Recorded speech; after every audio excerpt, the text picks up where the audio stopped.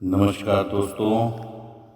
सबसे पहले तो हम पहलगांव में हमारे निर्दोष भाई बहन जो शहीद हुए हैं उनके परिवारों के साथ संवेदना व्यक्त करते हैं तथा इन शहीदों को नमन करते हैं।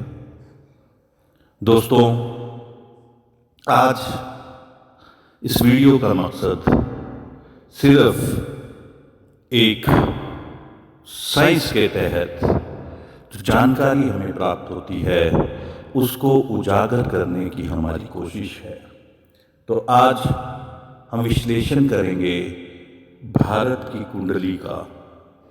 अगर आपने भारत की कुंडली पे नज़र मारी होगी तो आपने देखा होगा कि हमारा वृषभ लग्न है जिसमें कि राहु विराजमान है। तो आज हमने देखा कि इस वर्ष हमने 77 वर्ष आज़ादी के पूरे कर लिए हैं और हम 78वें वर्ष में प्रवेश कर चुके हैं। तो 78वें वर्ष में जो भारत की कुंडली का भाव डोमिनेंट रहेगा या एक्टिवेट हुआ है उसका विश्लेषण हम करेंगे और जानने की कोशिश करेंगे कि क्या इस वर्ष पहलगाम जैसा हादसा भारत की कुंडली में लिखा था या नहीं। तो चलिए दोस्तों, बिना विलंब किए हम इस कुंडली का विश्लेषण करते हैं। सबसे पहले आपको बता दें कि इस वर्ष जो भाव भारत की कुंडली का एक्टिवेट हुआ वो है छठा भाव, जिसको भी षष्ठेश भी कहते हैं। तो आप सबको मालूम है कि छठा भाव रोग ऋण शत्रु का होता है। तो एक चीज तो हमें इससे मालूम हो जाती है कि शत्रु कहीं ना कहीं कुछ नुकसान पहुंचाने की कोशिश करेंगे। इसमें लिटिगेशन भी होती है। तो आप देखेंगे कि जुडिशरी जो है वहां पर भी भारत लड़ता हुआ नजर आएगा। दूसरा, आप देख रहे हैं कि छठे भाव में देवगुरु बृहस्पति हैं जो कि धर्म के प्रतीक भी हैं। तो छठा भाव रोग ऋण शत्रु का है। तो हमें किसी तरह से थोड़ा सा आइडिया लगता है कि धर्म को नुकसान होगा। और आप देख रहे हैं कि राहु जो हमारे लग्नेश में विराजमान है, लगन में विराजमान है। आप सब समझते हैं कि राहु किस चीज का प्रतीक है और आपको ये भी पता है कि राहु वक्री है। तो वो 12वें से 7वीं दृष्टि सीधा छठे घर में डालेगा और धर्म की हानि करने की कोशिश करेगा। तो दोस्तों, अगर आप देखें, सबसे पहले छठे घर का स्वामी जो है वो है शुक्र। और शुक्र जो है वो तीसरे घर में विराजमान है। अब जब छठे का स्वामी तीसरे में विराजमान हो जाता है तो आप देख रहे हैं कि अपने से 10वें स्थान में चला जाता है। तो जब अपने से 10वें स्थान में चला जाता है तो क्या होता है उसको हम जानने की कोशिश करते हैं। तो आप देखिए कि जो छठा घर है वो डर का घर है, भय का घर है, दहशत का घर है। और तीसरा घर जो है वो कॉन्फिडेंस का घर है, जो हमारा अपना कॉन्फिडेंस, जिसकी भी हम कुंडली देख रहे हैं उसके कॉन्फिडेंस का घर है।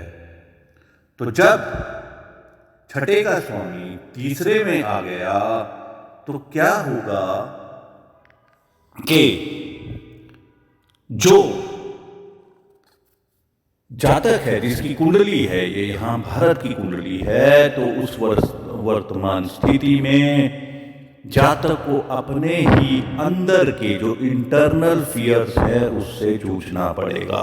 तो आपने देखा कि हमारा जो देश है उसे पूर्ण तरह से पूरे कॉन्फिडेंस से काम करने में या पूरी तरह से एक्शन लेने में कई बार दिक्कतें आ जाती है। वो इसलिए आ जाती है क्योंकि हमें अपने आंतरिक भय सताते रहते हैं, हमारी सरकार को आंतरिक भय सताते रहते हैं।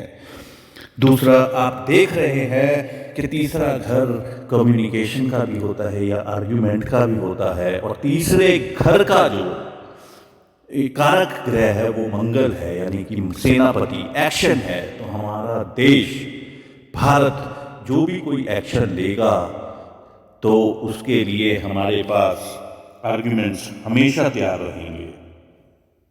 तीसरा, आप देख रहे हैं कि जब जब हमारा देश लड़ाई झगड़े में फंसा है तो हमें अपने सेल्फ एफर्ट्स लगाने पड़े हैं। चाहे कारगिल का युद्ध हो, आपने देखा है कि हम जंग की कभी भी सिफारिश नहीं करते, लेकिन जब जब जंग हुई है हमने सेल्फ एफर्ट्स लगाए हैं, और सेल्फ एफर्ट्स लगा के मृत्यु जैसी स्थितियां हमारे सामने आई है, लेकिन हमने विजयश्री प्राप्त की है। और वो क्यों की है?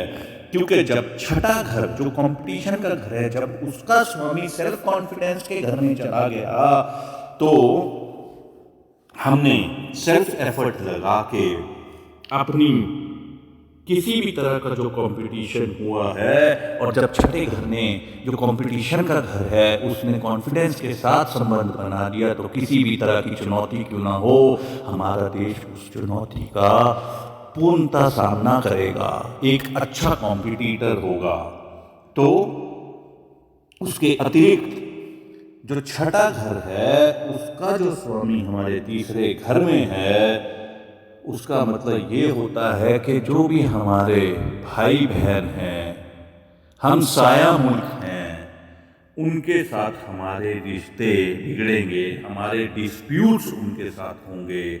और हमें पता है कि और तीसरा घर पड़ोसी का घर भी है, तो पड़ोसी से भी हमारे रिश्ते बिगड़ेंगे, जो कि बिगड़ चुके हैं। और आप जानते हैं हमारा एक ही पड़ोसी है जिसके साथ हमारे कभी भी रिश्ते अच्छे नहीं रहे, वो है पाकिस्तान। तो वो हमें दिक्कत देता रहेगा। तो इसके अतिरिक्त आप देख रहे हैं कि छठा घर बीमारी का भी होता है, और तीसरे में जाने से, पड़ोसी के घर जाने में हम ये भी बोल सकते हैं कि इस वक्त जो हमारा पड़ोसी है वो किसी तरह की महामारी या किसी तरह की आपदा से भी जूझेगा, और हम उस वक्त का इंतजार कर रहे हैं जब इस पापी मुल्क को अपने किए की सजा मिलेगी। इसके अतिरिक्त दोस्तों, अगर आप देखें तो 11वें का स्वामी जो प्रत्येक गुरु बृहस्पति हो वो छठे में आ गया है, यानी कि हमेशा हमारे शत्रु ज़्यादा होंगे, जो कि अंदर के भी होंगे और बाहर के भी होंगे, और हमारे शत्रु हमेशा लगातार हमेशा हमको तंग करते रहेंगे। अब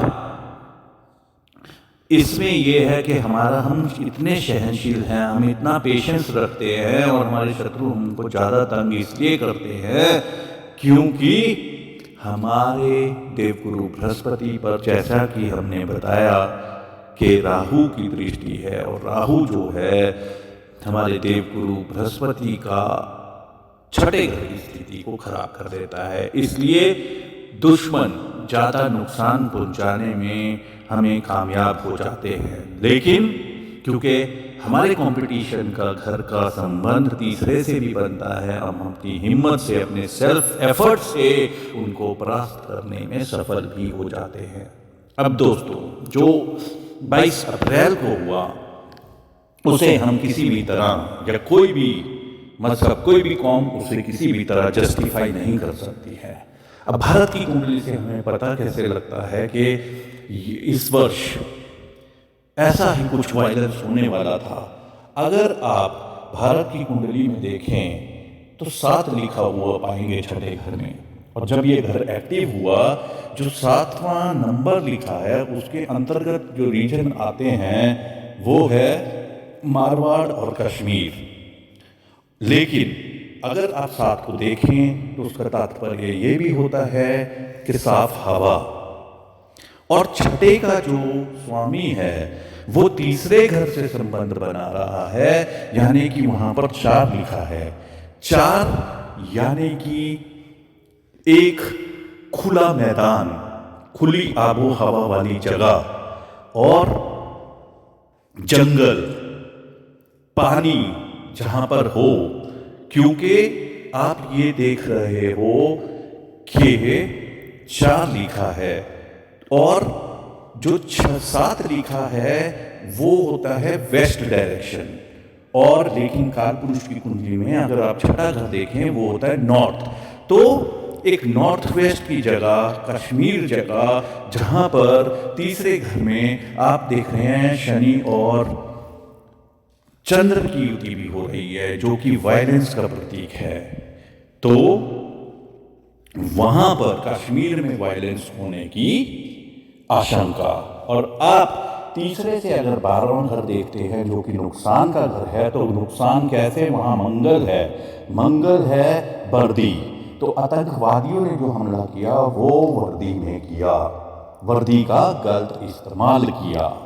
तो पता लगता है कि वर्दी का गलत इस्तेमाल। और केतु जो था वो चौथे घर से गोचर कर रहा था, केतु फायरिंग है और तीसरा घर भ्रमण का घर भी है, ट्रैवल का घर भी है। तो एक खुले मैदान में वर्दीधारियों द्वारा फायर किस पे किया गया? भ्रमण करने वाले निहत्थे बेकसूर लोगों पर ये आक्रमण हो गया। तो एस्ट्रोलॉजी एक साइंस है। आप एस्ट्रोलॉजी के तहत देख सकते हैं कि किस तरह के जो वाकयात हैं या इवेंट्स हैं वो घटित हो सकते हैं। तो दोस्तों, आज हमने भारत की कुंडली में इस साल क्या होगा या क्या घटित हुआ उसका विश्लेषण करने की कोशिश की है। और जब कॉन्फिडेंस और सेल्फ एफर्ट के साथ तीसरे घर, छठे घर का संबंध तीसरे से बन रहा है और 11वां घर जो है वो आपकी कंपटीशन में जीत को भी दर्शाता है। तो हमें पूर्णतः विश्वास है कि जिस दिन भी मोदी जी एक बड़ा एक्शन करेंगे उस दिन कामयाबी उनके कदम जरूर चूमेगी और वे अपने कार्य में सफल होंगे। तो इंतजार हमें भी है गवर्नमेंट के एक्शन का। तो जब होगा हम सबको पता लग जाएगा। लेकिन हमें ये पता है कि सेल्फ एफर्ट और कॉन्फिडेंस से भारत अपने दुश्मनों को मुंह तोड़ जवाब अवश्य देगा। जय हिंद दोस्तों।